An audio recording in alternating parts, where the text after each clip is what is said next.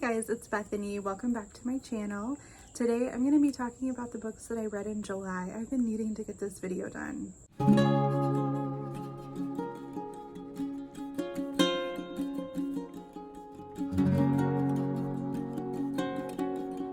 So July was a pretty good reading month for me.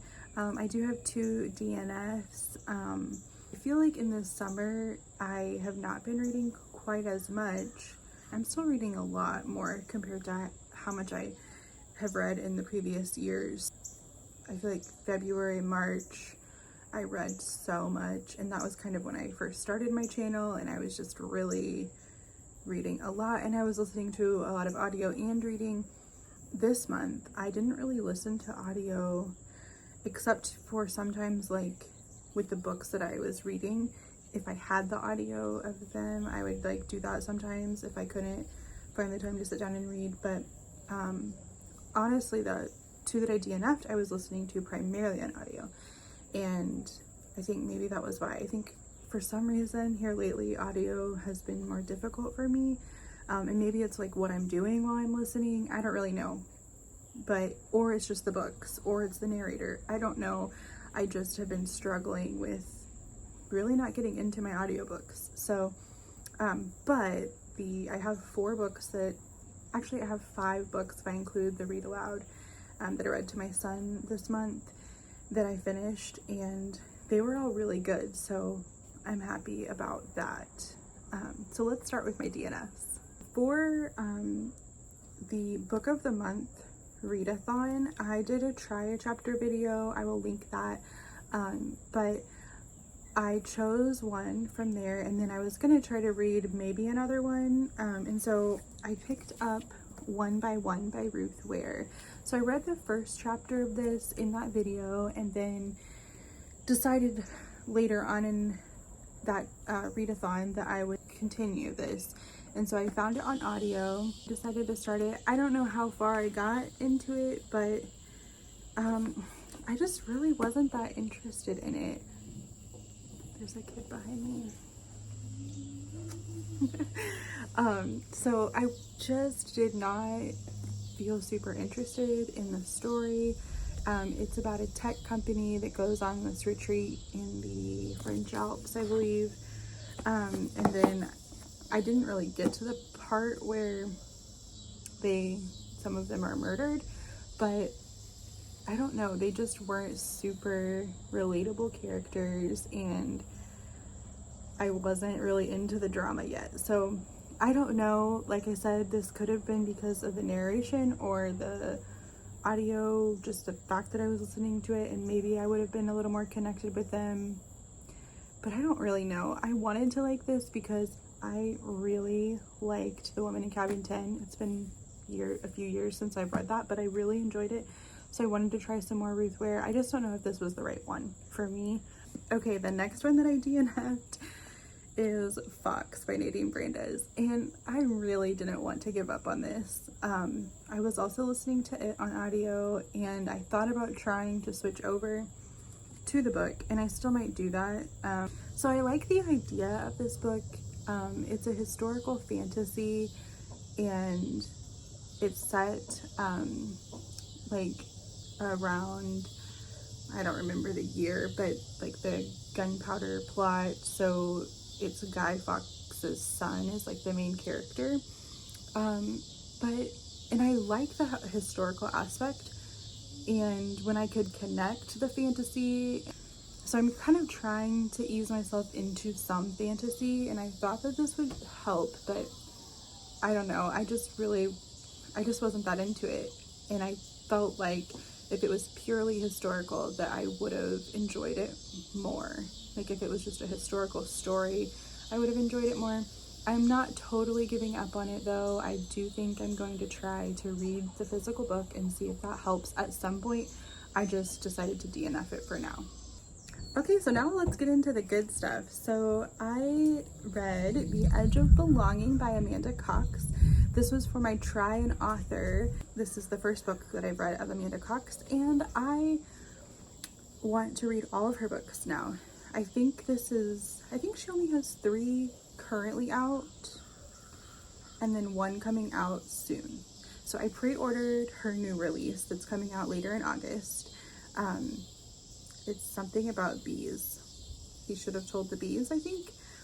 Anyway, this book was excellent. I rated it 5 stars.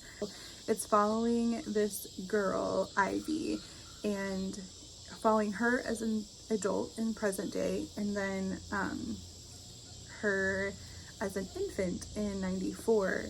And she was found by this homeless man and kind of cared for by him for a while. And the characters in this book, they were just so well done. I felt so connected to them and just loved seeing kind of the struggles they went through and the decisions that they made and the hardships from their past. I don't have my reading journal out here with me, but there are a lot of hard topics in this book, but they're not really detailed. So there's a lot of things that happened in the past of these characters that are mentioned, and some of them in the present day, but it's not like a ton of details about it, but I do feel like people should kind of know. So I would maybe look up content warnings. I mean, there's definitely like infertility, there's like domestic abuse, there's, oh goodness, suicide. I mean, there's like so much. I didn't feel like we're just trying to get as many hard things as we can in a book. It was just, these are real people, and they had all kind of experienced this real life stuff. And so, I don't know, I thought it was excellent. I appreciated so much the realness, it felt like, of the people and their faith journeys. There's a woman, I'm horrible with names, so I get so frustrated. Okay, her name's Pearl. An older woman that is like just wonderful. I just loved her so much. And Harvey is the man who was homeless, who found Ivy, and his character was just the characters were so good. It was just so good. I don't know what else to say about it, but I think that you would not regret it if you read this book. So that is The Edge of Belonging by Amanda Cox. Okay, the next one is A History of Wild Places by Shay Earnshaw. This is the book that I chose. Uh-oh, the nature sounds are getting so loud. Sorry. I'm using my AirPods, so hopefully that isn't as loud to you guys as it is to me, but if it is, I'm so sorry. So, this book is like a thriller-ish mystery, set in the woods, which I had discovered is like a huge buzzword for me. Like, I just love woodsy settings. So it's about a community, which is also something that I like, as long as it's not too strange, culty. It's called Pastoral. At the beginning, we're following a man, again with the names, Travis. We're following Travis, who is looking for a woman who went missing, I think 5 years earlier, and her name was Maggie St. James. She was an author of children's books, kind of creepy children's books, which I thought was going to be like a no-go for me, but it wasn't that bad. Then we like get to like be in Pastoral and follow these characters, B, Theo, and what's the other girl's Calla. Okay, so Calla, Theo, and B. So Calla and B are sisters. They live in Pastoral, and Theo is Calla's husband. So we get to follow them in Pastoral. Theo finds Travis's truck at the beginning, and they're trying to kind of like find out what happened to him. What was he doing out there in the woods looking for Maggie? Anyway, I feel like I'm not doing a very good job at explaining this book, but I will say that this is one of my favorite books that I've read this year. But I only rated it 4 stars. And the reason for that is because some of the violent scenes were just too much. Like, I had to just skim past those. It was definitely worth continuing to read because this book was so good. I loved the atmosphere, I loved the characters, I loved the like twists that I didn't see coming. I just thought it was really good. There was some language. B had a couple of chapters where her language got pretty intense, but I'm still saying it was one of my favorite books of the year. I just want people to know that like there was some pretty intense violence, that probably only a couple of scenes that I can think of, but it was a little much for me. But just the detail on it, I didn't want that, so I just moved past it, which you can do. So I just still think the idea was excellent. It does remind me of The Village a little bit, a lot actually. Still a totally different story and different people and different scenario, but that town, if you like that movie The Village, like, I think you would like this book for sure. Another 4-star is The Places We Sleep by Carolyn Brooks DuBois. This is a middle grade book in verse. This is historical, but set in 2001, but I say it's historical because it is about 9/11. So it's following this girl in middle school during 9/11, which I was in middle school during 9/11, and I didn't even think about that as much before I started it, and then when I started it, I just realized, like, it kind of took me back to that moment, and just the feeling, I guess, that I didn't really even think about much until I read this book. So we're following Abby, and her dad is in the military, so they move around a lot. They're currently in Tennessee. She's in middle school at a new school, and it talks a lot about that, just like making friends and the way you treat people and the way people act, and I thought that was done well. She has some good friends, like there's really good friendship in this. Her aunt was in one of the towers, so that part really affected her, obviously, and is really sad. And then her dad ends up, having to go to war, and so also made me realize that, like, my kids don't know that, really. They know, obviously, but they don't know it, like, intimately, like this book portrays that, and I thought that was a really good thing to be out there, and so I definitely recommended this to my daughter. Okay, so this is Faithful by Kim Cash Tate, and this book, I think, is some places called a contemporary Christian romance, and it does have some romance in it, but it is very strong on like being faithful to God, being faithful to your spouse, and it follows 3 friends and through some pretty hard things in their lives. Through the one friend, her husband, she finds out at the very beginning of the book that her husband is having an affair. They're very involved in church, all 3 of them, and so we're like walking through that. And then the other friend she just turns 40 and is not married and really wants to be married, so we're kind of walking through that with her, and some like temptation that comes up with a guy with her.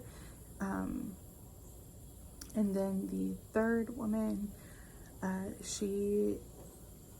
her husband is not a believer, and she's just really struggling. He's like very like against her even talking to him about her faith, and so she's really struggling in her marriage. So it's really a lot about marriage and trouble, and just Oh, it's really starting to rain. Okay, I'm under the awning, so I'll be fine. It might get loud though. Anyway, this book was really good. I thought it was really well done. There were definitely times where I was frustrated with the characters, but they felt so real, and you know, I don't know, they also like just had a lot of like compassion and grace towards one another in their friendship, and there was so much faith content in this.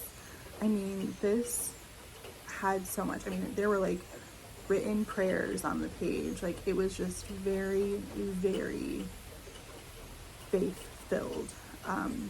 And so I really appreciated it for that. I think I rated it 4 stars.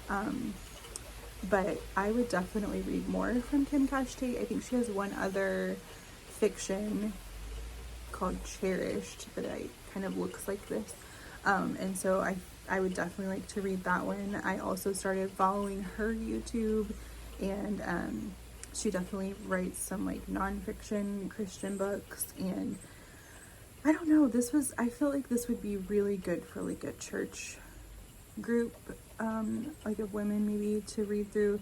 It really walked through how their church, like these friends all go to the same church, and like how their church was handling kind of some crisis in their church. The woman whose husband was unfaithful, they were like really involved in the church, and like marriage mentors. I mean, that was rough, and I was there were parts of that story that I was like, oh, I don't know if I would have handled that exactly that way. It's just different than how I would handle it, or like, and maybe I'm wrong about how much grace I'm willing to give people. But anyway, I don't want to get too into that.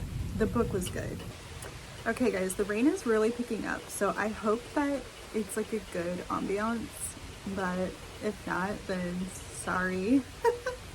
Okay, so this is the last one. This is I Survived Hurricane Katrina, and I read this aloud to my son, and he just picked it off our shelves. We've had it for a while, it's kind of old, and wanted me to read it, and I was really surprised at how good it was. It was like an adventurous story, taught us about Hurricane Katrina, and I was like, this is really excellent. So I think I rated it 4 stars, but yeah, it was a really good read, and it was great. It was, you know, short, so we got through it just by like reading a little bit before bed each night, and yeah, I thought it was like, had, you know, good information in it, but then it was also just like really adventurous, and kept his attention. So he's 7. So anyway, it was really good. I would recommend these, and it made me want to pick up some more of the I Survived books, because I know that they cover some other like events that would be interesting probably to him, and yeah, I thought that was great. So in July, the book of the Bible that I read was First Peter, which is really short.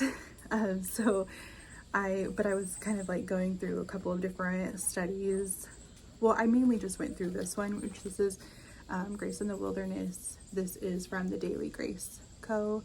And I actually have a couple more days that I have not finished yet, but I read First Peter probably last year or earlier this year sometime, and went through this devotion, which is from Sissy Graham Lynch, which is just a really short one that my Nana sent me or gave to me, and I just really love First Peter. I like it really encourages me and teaches me new things every time, just like every part of the Bible that I read. But I think the thing that really stood out to me this time going through First Peter, that I maybe didn't pick up on as much in previous times, was like the call to the church to love one another, like unity and loving fellow believers and loving the church.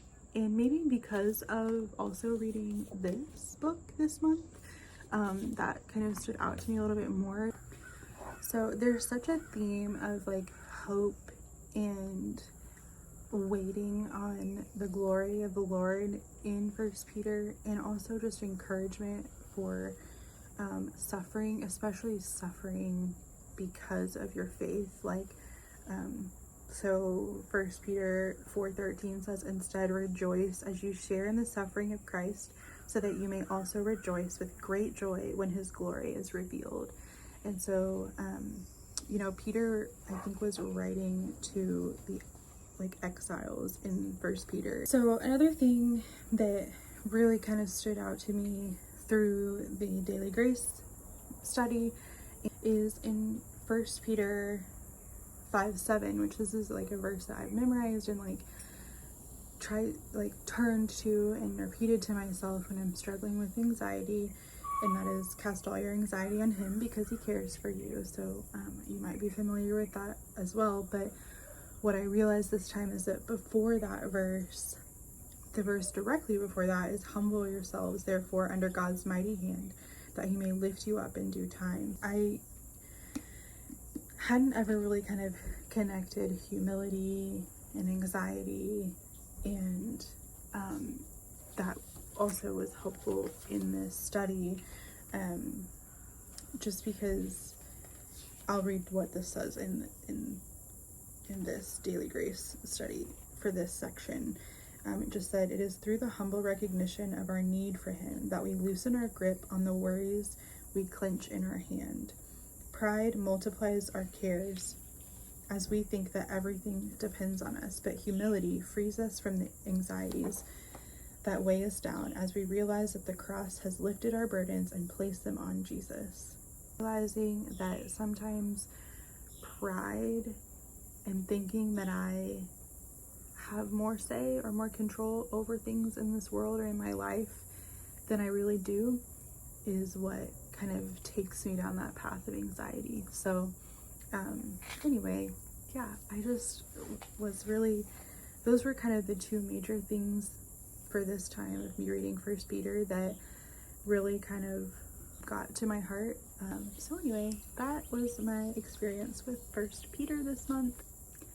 So that is everything that I read in the month of July. Thank you so much for being here and watching. I would love to hear from you down below about the books that you read in July, or what you, if you have read any of these books that I read, or if they sound interesting to you. So I will talk to you guys next time. Bye.